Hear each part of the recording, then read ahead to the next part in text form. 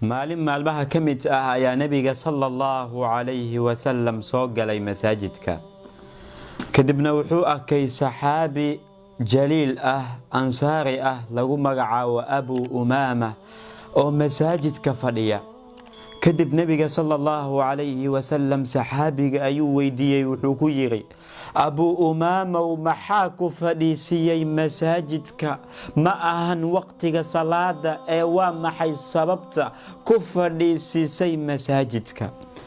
saxaabiga jaliilka ah Abu Umaama wuxuu ku jawaabay: rasuulka Ilaahayow, murug ayaa itaabtay, diinta ayaa igu batay rasuulka Ilaahayow.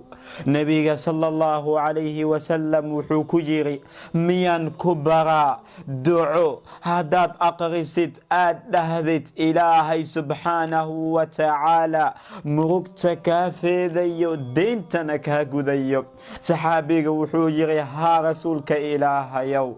kadib nabiga sallallahu alayhi wasallam wuxuu ku yiri: subaxdii markaad soo waabariisatid iyo galabtii waxaad dhahdaa ducadan ah: Allahumma inni a'uudu bika min alhammi walhazan, wa a'uudu bika min al'ajzi walkasl, wa a'uudu bika min aljubni walbukhl, wa a'uudu bika min ghalabati ad-dayni wa qahri ar-rijal.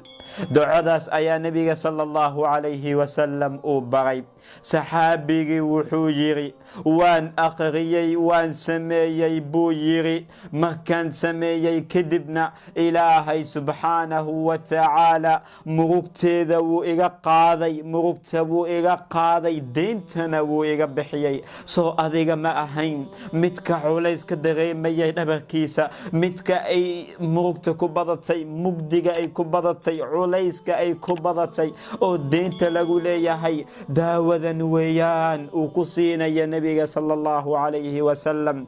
ku dadaal aqri adigoo yaqiinsan, qalbiga ka yaqiinsan in Ilaahay subxaanahu wa tacaala uu kaa aqbalayo. wallaahi albaab walba hadduu kaa xirmo waxaa jirta hal albaab oo maana la xiraynin, waa albaabka Ilaahay subxaanahu wa tacaala. haddaba ku dadaal ducadan si Ilaahay subxaanahu wa tacaala uu murugta kaa qaado, deyntana kaa fududeeyo. maxaad sugaysaa?